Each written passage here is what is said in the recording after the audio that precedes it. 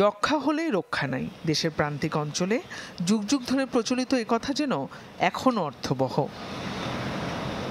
বিশ্ব স্বাস্থ্য সংস্থার পরিসংখ্যান বলছে, দেশে যক্ষ্মা আক্রান্ত হয়ে প্রতি বছর প্রাণ হারাচ্ছে প্রায় ৪২,০০০ মানুষ। বর্তমানে রোগে আক্রান্ত ৪ লাখেরও বেশি। বিশেষজ্ঞদের মতে, আক্রান্তের ১/৩ যক্ষ্মা রোগী শনাক্ত করাই সম্ভব হচ্ছে না। তাই চিকিৎসার বাইরে থাকা রোগীরা এই জীবাণু ছড়িয়ে ঝুঁকি বাড়াচ্ছে।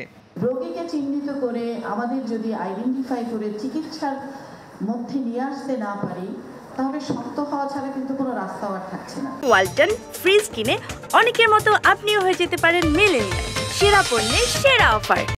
তাই ওই জায়গাটায় বোধহয় আমাদের একসঙ্গে কাজ করার কিছুটা সুযোগ রয়েছে।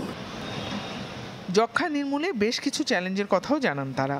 এই ল্যাবরেটরির মাধ্যমে আমরা শুধু ভালোভাবে খুব স্টেট অফ দি আর্ট উপায়ে আমরা যক্ষ্মার জীবাণু আমরা শুধু শনাক্তকরণই না, আমরা ঠিক তার পাশাপাশি অন্যান্য গবেষণা যাতে করে খুব সহজেই এটাকে শনাক্ত করা যায় এবং চিকিৎসার আওতায় আনা যায়।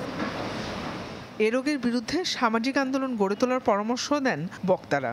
আইসিডিডিআরপির এইখানে এই প্রতিষ্ঠানে বাংলাদেশের বিভিন্ন সংস্থা, প্রাইভেট এবং সরকারি, বিদেশি এনজিও একেবারে প্রতিষ্ঠিত এই টিবির বিরুদ্ধে যুদ্ধ করে সব সেনাপতি এখানে বসে।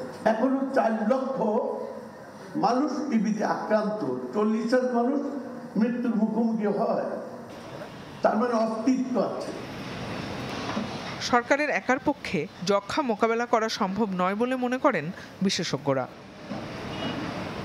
জিনিয়া কবির সূচনা, চ্যানেল 24, ঢাকা।